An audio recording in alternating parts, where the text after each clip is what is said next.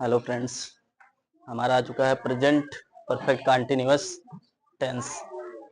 सभी लोग ध्यान दें, इस पे लिखा है प्रेजेंट परफेक्ट कंटिन्यूअस टेंस। ठीक है, प्रेजेंट परफेक्ट कंटिन्यूअस टेंस। इसका पहचान क्या होता है कि जिस वाक्य के अंत में रहा है, रही है, रहे हैं, रहा हूं आदि शब्दों में से कोई भी शब्द आया हो प्लस साथ में क्या दिया हो, समय दिया हो। क्या दिया हो?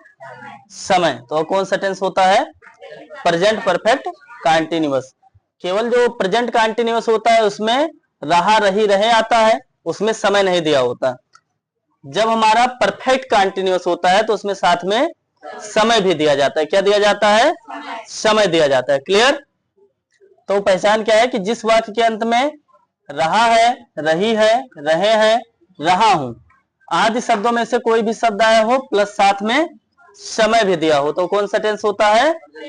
Present perfect continuous. Affirmative sentence आपका आता है। अफर्मेटिव सेंटेंस का रूल होता है प्रेजेंट परफेक्ट कंटिन्यूअस टेंस के अफर्मेटिव सेंटेंस का अनुवाद बनाते समय एक वचनकर्ता के साथ हैज बीन तथा बहुवचनकर्ता के साथ हैव बीन का प्रयोग करके वर्ब की फर्स्ट फॉर्म में क्या करते हैं? आईएनजी जोड़ देते हैं। क्या करते हैं? आईएनजी जोड़ देते हैं। इसका और दूसरा रूल है कि इस टेंस में निश्चित समय के लिए सिंस लगाते हैं तथा अनिश्चित समय के लिए फॉर लगाते हैं। ठीक है, निश्चित समय के लिए सिंस और अनिश्चित समय के लिए फॉर। निश्चित समय क्या होता है? जो एकदम निश्चित हो, परफेक्ट टाइम, क्लियर टाइम पता हो क्या होता है निश्चित समय। और अनिश्चित समय क्या होता है? जिसका कोई क्लियरिटी ना हो। जैसे वह 2 घंटे से काम कर रहा है तो ये अनिश्चित समय है, क्योंकि 2 घंटे पता नहीं सुबह 2 घंटे से कर रहा है या शाम में 2 घंटे से कर रहा है या रात में 2 घंटे से कर रहा है। अगर यही चीज दिया जाए कि वह 8 बजे से काम कर रहा है, कितने बजे से काम कर रहा है? 8 बजे से। ठीक है, तो ये निश्चित समय है क्योंकि 8 बजे परफेक्ट टाइम होता है। ठीक है, क्लियर टाइम है।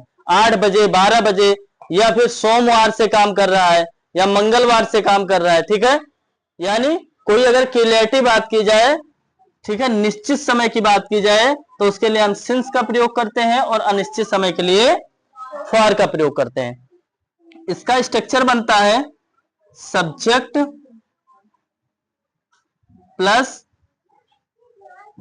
हैज या हैव, एक वचनकर्ता के साथ हैज और बहुवचनकर्ता के साथ, इसके बाद बीन, उसके बाद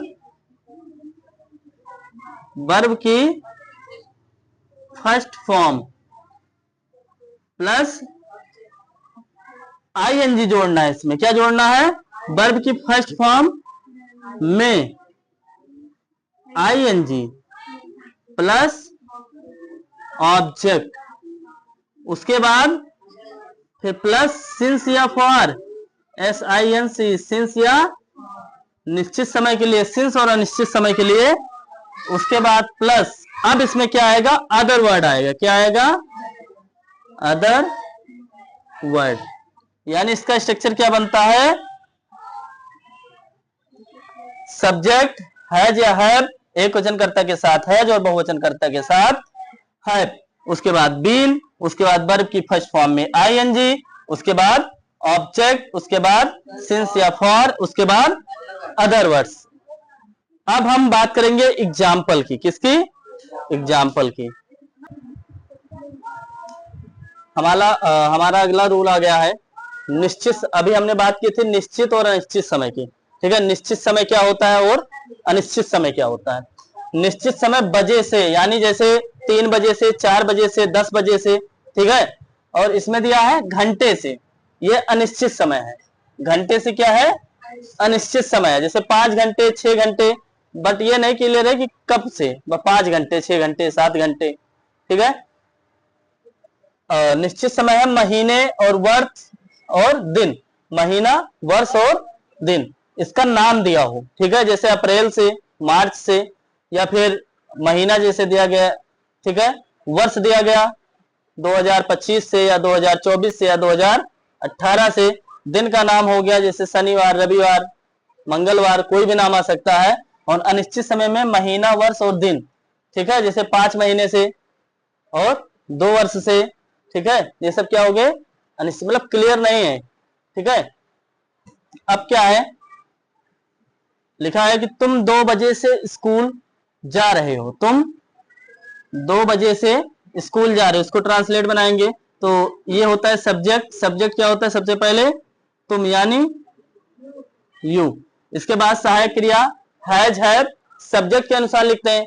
सब्जेक्ट है बहुवचन तो क्या लगा देंगे यहाँ पे, हैव, ठीक है, क्या लगा देंगे। उसके तुरंत बाद बीन का प्रयोग होगा।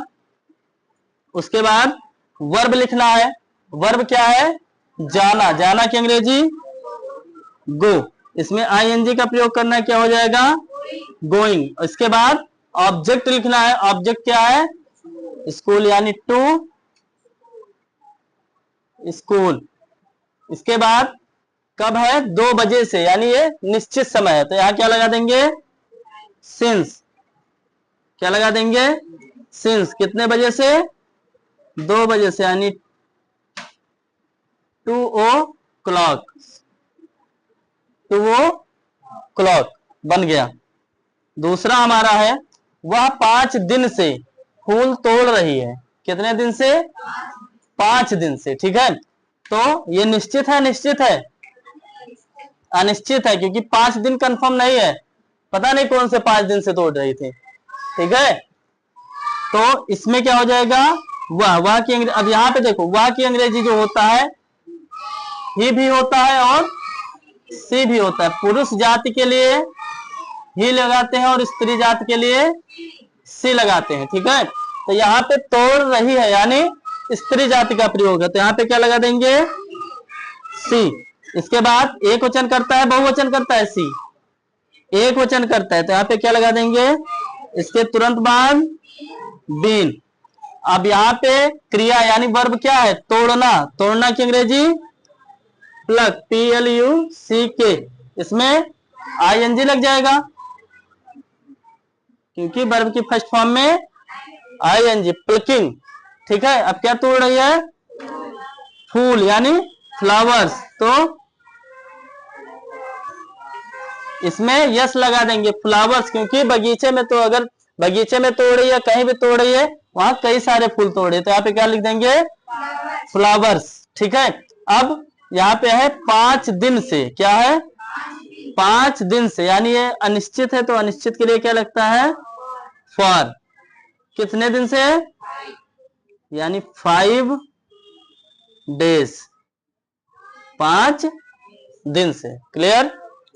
आपका अफर्मेटिव सेंटेंस यहाँ पे होता है समाप्त। अब हम बात करेंगे निगेटिव सेंटेंस की। सभी को समझ में आ गया है, क्लियर, ओके।